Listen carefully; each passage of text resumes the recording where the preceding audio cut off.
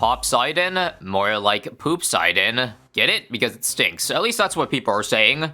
Because the Middle Path Mermonkey kind of got changed to be a lot worse this update, even though they technically gave it a lot of buffs. I'll show it all on screen right now. Like, it's good to see Riptide Champions got more pierce and cheaper now, and all that other, pierce increases, right? The changes sound great until you highlight these two specific ones, where the Arctic Knight weakness is now changed from purple to white and purple. So it is now the very first character in the game with a white and purple immunity, which on paper doesn't seem too bad because there's not that many white balloons in the game, right? Well, until you realize that literally every balloon above white contains a white, and there's a lot of balloons that contain whites. And zebras as well, like rainbows, ceramics, Moabs, which contain whites, and literally every balloon I'm talking about. That's probably why the purple immunity is not a killer for every tower that can't hit purples, because purples don't have a layer above it.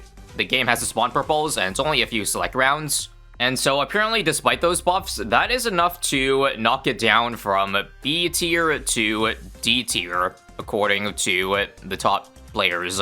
The main reasoning being not only do white balloons become immune to all attacks, but they also remove the projectile, meaning the tower demands a MIB or is non-functional, which is the biggest reason why the immunity is a killer, because it's not like the balloon can't hit a purple and it can just pass through it and then hit the other balloons that aren't a white balloon, but it literally dies upon hitting any white, and there's a lot of that, of course. Now, this one specific tier list shouldn't be the end-all be-all of the viability of every tower, because at the end of the day, it's only one game mode, and that's Chimps mode, and that's talking about, like, the true hardest maps in the game.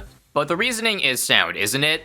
The fact that you literally do need to spend an extra $8,000 on an MMB village to make the middle path viable is crazy, because Popseidon already costs, like, 56,000 on hard Chimps mode, so now we're talking a 10k hike. So knowing this AFUP is going to be awful, I'm going to keep note of that and maybe get some mid-game towers to help out. So I'm thinking if I'm doing Brickle, we might as well just commit to a largely water strategy. So maybe a top path boat to carry through the mid-game alongside the, Mermonkey, which I haven't upgraded yet, but I will start, I guess, now. I don't want to rely on non-Mermonkey towers all too much though, so first off, I will, of course, not upgrade this and try to see how well this can do on its own. We're going to get Riptide Champion now, and yes, I am going bottom cross path, mostly because so that you guys don't get on my ass, because I feel like if I go top path, people are going to be like, why don't you go for the Seeking upgrade? It's so much better. I don't know, it might just be me, but I hate the feeling of losing the attack speed on a cross path, even though, this thing has Seeking, which could do good at this map, as you see. Some of the shots are, sneaking their way upwards, which they couldn't have done before. Oh yeah, don't forget this projectile can't even pop freaking leads. Popseidon can, but right now we gotta work with something that has immunities to 3 types of balloons. Crazy to think about. Let's get outbuff now, by the way. I don't know how well it appears with Mermonkey, but it probably does a little bit something. Also, a village buff. I think it would pain me too much to buy mid before going for Popseidon, so I think we have to live with whatever immunities the Arctic Knight has. Do I need... Yep, we need an ability here to be around 40. But that's another issue of itself, because now we have to save up 66 or 56,000 with an 8k tower that, I'm not sure I can trust. But again, I'm thinking Destroyer outbuff, maybe even an aircraft carrier, tier 4. Probably does well on this map, because there's so much extra length at the start of the map that, especially in auto rounds where we don't get damage, and looks like I'm gonna have to use Brickle ability to survive 47. That's not a good look. Alright, here's what else we'll add. Reactor, 15% cooldowns means our ability is a bit better now. Do note that it does last through rounds, although I don't know how much of a difference that's really going to make. The ball ability, that is, because I'm pretty sure tier 4's uptime is not too high. I suppose if we do have other towers helping out pop white balloons, like this reactor, it does stem, the bleeding. I wonder how this would fare if we were doing, say, a 2 megapops challenge, where this thing had to get the pops. I think it would be boned. Or at least forced to get a very, very early mid that I did not need. Very close to having to use an ability for the early 50s here. But we're holding. Oh, zebra round. Okay, this should be a funny one to look at. Does it look like the projectiles are dying at all? Well, first things first, I can't beat 61 So I guess I'm just gonna buy a destroyer to help out here. Yeah, 3k is a good investment, especially since it gets uplift all the time. Also, ain't no way. This thing has more pops than this thing. Now that might be because it's like, this doesn't have the range to hit the left side. But note this was a 2-2-0 for like the entirety of the game. So you're telling me just putting this up front made it do more damage. Anyway, how about an ability this round? Holy crap, we almost died. That's not gonna work for all 3 waves, crap. If I use Arctic Knight here, I'm probably dead for the 3rd wave, right? Holy crap.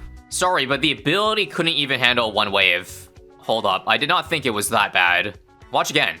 Ability? Okay, it's better this time. I guess it was just bad timing or something.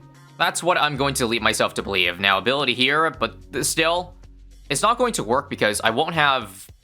Like, I already used the 2 abilities this round out of 3. Okay, small changes, 4-1-0, and faster shooting on this one. Let's also make use of the reticle targeting, so Arctic Knight ability right down the frickin' middle. Let's get it. Now, this ability also is immune, like, it can't hit white balloons. Also, there's some balls stuck on the left side. It's fun to look at. And now it's GG, because the Megamind obviously doesn't work, right? Bruh, what's the cheapest thing I can add that's not this? Because, like, I don't want... If I buy this, then you're not gonna see the power of, like, this thing at all. Which just ruins the point. Okay, hear me out then. Let's drop another Mermonkey. How about we give 10% Pierce with the Abyss Dweller? Also, Echosense Network for range. Just that, not Abyss Warrior. I feel like that's all we're gonna need. And, of course, spend that and that as well. And how about let's say, not use anything for Wave 2, because Wave 3 is the hardest wave. We need to save the Arctic Knight ability for that wave, so we just have to beat this raw. Come on, raw damage. Abyss Dweller, how are you? Oh, it's very close. That can work. Okay, I lied. I just gave in and got Abyssal Warrior, because I just realized that I'm probably going to need that anyway. It's so much better than the tier 3. So, final wave. How with the ability was that still close? My god, is it ass without Mib. Now, I am all for unique damage types, but goddamn is this brutal. I don't know what they could change, because I feel like that would change the fundamental way the game works, right? If hitting an immune projectile does not kill it completely, because that's probably how it works for... Yeah, that's how it works for purples. That's how it works for lead, so I don't think they should make an exception only for the pop side, and I don't know what they would do.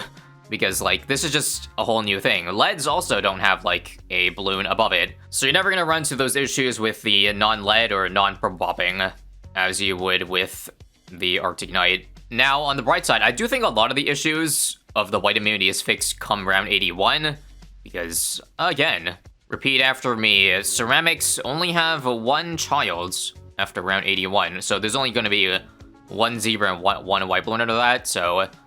I feel like the attacks shouldn't disappear, at least as often, once that round hits. Also, I think we're gonna fort this pretty easily, in fact, like, by the end of 79. But I would say mostly in thanks to the other towers helping out. Like, I know Destroyer outbuff is good, so that's why it has 40,000 more pops than the Mermonkey at the moment.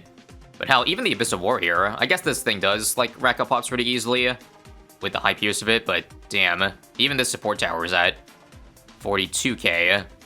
And I think we're gonna buy this in the middle of 81, it seems. Okay, before that, let me just see if without the pop side, and how does it do with the ability plus Brickle ability. Sounds like a nice combo, because that doubles the amount of, I think, ability projectiles too. Actually, I'm not sure. I think they do, but I could be wrong. And we're leaking, so fine, we'll buy pop side in. And that barely clutches up. Surely this should be sneaking up on pops to the destroyer now. Yes, now it's finally surpassed it. All it took was $56,000 on this upgrade. So usually after getting such an expensive upgrade, the end game should be a free win. So maybe what I'll do is just hold on to cash at this point. I actually just realized I don't need a MIB, because Brickle ability is a MIB in itself. It allows all water towers to hit any type of balloon while it's active. Granted, it's not going to be active 24/7, because the ability doesn't have that low cooldown, but I feel like I should only save... if I save it for just DTs, I can still skip the MIB, because you're not really seeing projectiles die right now, right? Pop siding doing a decent job at holding the fort down. Here come DDTs. Okay, sorry, I forgot that I think pop siding can still hit lead. So maybe we don't have to save the ability for DDTs, but yeah. Honestly, it's not bad right now. It's doing a good job of wiping out the dense rounds here. I think this round I'll probably have to use at least one ability. Let's see. Let's try the pop sign ability. Why not? It's more fun that way. So blast that off. Okay, fine. Brickle ability. It looked like it was falling behind a little bit. 52 saved up. Okay, this might dispel the notion that pop Sidon stinks. But, yeah, I don't actually have much to say about it. Pop Sidon is decent. It's just the tier 4 and tier 3 are a bit of an issue, I feel like. The glass half empty in me would say, oh, it's because High Finance is an easy map. Yes, in 2024, we're calling High Finance an advanced map an easy map. But that also is, like, to show the differences in, I guess, overall skill in BT6 now. Now, I feel like BT6 is still mostly a casual game, so the average skill level of the average player has not only really increased, more so the ceiling, I guess. People are expanding the limits of what you can do in this game more and more, although the average person probably still plays the same in 2018 than they do in 2024. Let me use a level 3 ability here. Now, I don't have for 99. That might be an issue, actually, and might force me to buy mid, and thus ruin the 72,000 save up that I have going right now for myself. Or I could Big Mine. Big Mine still leaks Frozens. Okay, if I drop it earlier, that beats the first, like, 7 or so. It still leaks a single DDT or a single ceramic. That's crazy. Okay, all of that buying mid would do, actually, it would just give this and this lead popping. So maybe instead we'll get some slowdown. If we clump up DDTs, so this Big Mine ability can do work, that'd be great. Now, there we go. One Ceram got through, though. Come on. No. So close. Okay, you know what? Let's use Time Machine to our advantage. I love this mod so much. I'm going back in time one round. I think I'd rather just save Naval Tactics and beat this round the way it should be. So how about last targeting to maximize balls? I love min-maxing my icy balls. Let us Mega Mine. I honestly don't know when. Feels like I need Naval Tactics, otherwise this gets Pierce capped. Or maybe not. Hold pop side and hold. Oh, it's so close. Just one more redo can do it. So the new plan here would simply just be to save the ability till, I guess, now. I also used a Mega Mine really early. And okay, that was a piece of cake. I could have done that, like, first try if I literally tried. But yeah, level 3 now. Clears, I hope. Or do I need a Mega Mine? I don't want to use it because I would need a... Yeah, it's one Ceram off, but I would need, like, the Mega Mine ideally for round 100. Round 100 is very hard. So how about leave this on Strong? Oh yeah, Strong Charity does it for sure. There we go. That's good. Now, can this do it? Mega Mine will do approximately 4,000 damage. Let's use this ability now as well for an extra 5,000 or so. And we are now in the last damage phase. Naval Tactics, please clutch us up. Nice. ZMG's left. I have a Mega Mine to end it all. And we'll do a nice 80k save up with the pop side in. Okay, not 80, but 77.7k. Which is close enough. Damn, I just spent a tad over 100k. If only I cut maybe one upgrade or two. And we'll do a quick bonus into the free play. But yeah, if this is D tier, then I guess every tower in this game is good. Then, right? Although again, do note that D tier is like talking about the entirety of the middle path. So I think it's most likely that the tier 3 and tier 4 drags the tier 5 down. I don't know if I'd say pop side in D tier. I don't know. B, C, I'd say is a fair and reasonable assumption. And I'd say if I beat this one round here without buying anything else, I consider it a win. So can we reach the elusive 80,000 saved up by the end of this round here? I'm gonna have to juggle my abilities. DTs are not fully out yet. That sucks ass. I gotta use this. And there's still one more coming down. Ay. I don't have my cooldowns. Okay, best possible run I could do here. So, Naval Tactics upon the Fortified DT sneaking through. So there, it was actually a bit early. But again, keep it on Strong. We have to. We have to trust. And I leaked a ceramic. Okay, let's do some targeting. Last for the FTTs coming in. That's much better, I think. Much better. Now, Big Mine, Big Mine. Oh, there's one left. Or two left. Okay, never mind. I don't think I can do it. because that was the best run by far. But hey, we got to 80,000 before we died. That counts for something, right? I will personally count it. Before I go, let me see this in sandbox for myself. A rainbow behind a white balloon? Wow. It really does cock block it. So what's funny is that the tier 3 does not have the same immunity, because watch. It still has the ability to hit white balloons, but Arctic Knight loses that. So is tier 4 the one dragging the entire path down? Well, let me know your thoughts. But this is kind of funny to look at. Thanks for watching, and I don't know, watch more videos here if you want to. No pressure. See you next time.